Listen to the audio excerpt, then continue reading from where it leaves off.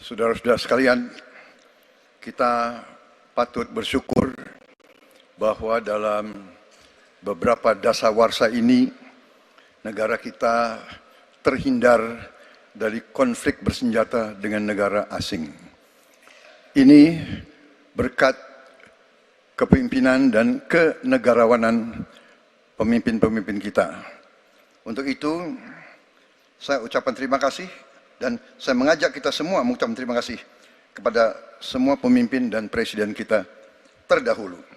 Juga saya bertekad manakala saya menerima mandat dari rakyat untuk tetap menjalankan politik bebas aktif, non-blok, menghormati semua negara, menjadi tetangga baik bagi semua negara di kawasan kita, menjaga jarak yang tidak terlalu jauh tapi juga tidak terlalu dekat dengan semua kekuatan, menjalin kerjasama ekonomi.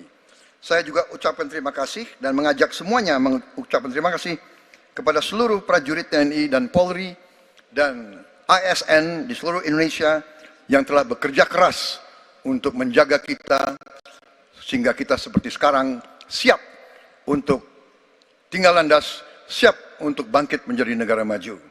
Kita perlu untuk mempertahankan sistem yang sudah baik. Saya akan teruskan TNI dan Polri tetap berada langsung di bawah kendali Presiden untuk mempercepat reaksi dan memperpendek rentang kendali dan rentang komando. Saya juga akan memperbaiki kesejahteraan dan kualitas hidup TNI, Polri, dan ASN secara signifikan. Saya mengajak semua bangsa bersatu, rukun, dengan kerukunan, dengan persatuan, kita akan jadi kuat. Waktu habis, terima kasih. Bapak Prabowo Subianto, terima kasih. Baik, selanjutnya kami berikan kesempatan. Baik, oke, tenang dulu. Kami berikan kesempatan untuk calon presiden nomor urut 3 Bapak Ganjar Pranowo untuk menyampaikan pernyataan penutup. Waktu Bapak 2 menit, silakan. Terima kasih. Untuk mengakhiri ini tentu saja saya ingin membacakan kembali data, saya khawatir kita keliru. Kalau dari buku himpunan RKAKL 2019-2004, anggaran Kementerian Pertahanan 2019 107,158, 2020 127,358, 2021 136,996 triliun. Ada peningkatan.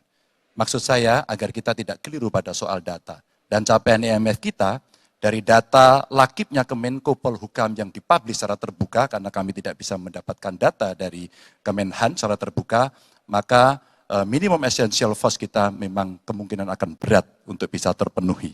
Maka Bapak Ibu, dalam konteks politik luar negeri kita, maka otonomi strategis menjadi begitu penting untuk meredefinisi dari politik kita yang bebas aktif. Duta besar cyber menjadi penting karena problem besar kita hari ini adalah pada dunia digital. Maka kita perlu duta besar ini untuk merespon perubahan-perubahan global yang ada. Duta besar krisis iklim kita perlukan, garda samudra sebagai strategi baru dari poros maritim dunia. 100% pesawat kita mesti siap tempur, alutsista kita mesti siap tempur, dan zero tolerance untuk kecelakaan pada alutsista kita. Kekuatan pertahanan Indonesia di angkatan cyber akan kita tingkatkan, dan anggaran pertahanan hingga 2% dari PDB. Keamanan mendorong pada profesionalisme kepolisian yang mau tidak mau harus kita lakukan. Badan Cyber Polri kita dorong sampai satuan baru di setiap Polda untuk TPPO, kekerasan terhadap perempuan dan anak. Tentu kesejahteraan prajurit dan keluarga menjadi begitu penting untuk mendapatkan perhatian. Dan beasiswa kuliah untuk anak prajurit dan bayangkara yang membutuhkan perlu kita lakukan. Indonesia Garda Samudra. We are Waktu Groot. habis, Bapak Ganjar Pranowo. Oke, tenang dulu. Baik, kesempatan berikutnya kami berikan kepada calon presiden nomor 1, Bapak Anies Baswedan, menyampaikan pernyataan penutupnya dalam waktu 2 menit. Silakan Pak Anies. Sebagai Presiden Republik Indonesia, maka prioritas pertama dan terutama adalah memastikan rasa aman pada tiap keluarga dan setiap jengkal tanah Indonesia. Dan itu artinya kita memastikan bahwa mereka yang diberi tugas untuk mengamankan, dipikirkan kesejahteraannya. Memastikan bahwa kenaikan gaji tiap tahun, memastikan mereka punya rumah dinas, memastikan kesejahteraannya aman. Sehingga mereka bisa konsentrasi. Siapa itu? TNI, Polri, termasuk ASN di bidang pertahanan. Itu kunci nomor satu. Yang kedua, ketika kita berbicara tentang menjaga keamanan, maka kita juga berbicara tentang bagaimana pelibatan kita di dalam kancah internasional. Presiden akan menjadi panglima diplomasi dunia Indonesia di tingkat dunia. Hadir, mewarnai, membawa nilai-nilai Indonesia. Dan seperti juga di debat ini, tidak banyak ruang diberikan untuk berbicara di forum global. 2 menit, 3 menit itulah waktunya. Tapi di situ seninya, bagaimana kompleks gagasan, kompleks ide disampaikan secara lugas. Dan ketika Indonesia menyampaikan posisinya tegas, maka kita tidak akan ragu. Kita memperjuangkan penghapusan penjajahan di muka dunia. Maka Indonesia tidak sungkan untuk mengatakan pada negara manapun, hentikan penjajahan di tanah Palestina. Dan usahakan itu lewat diplomasi ke seluruh tempat.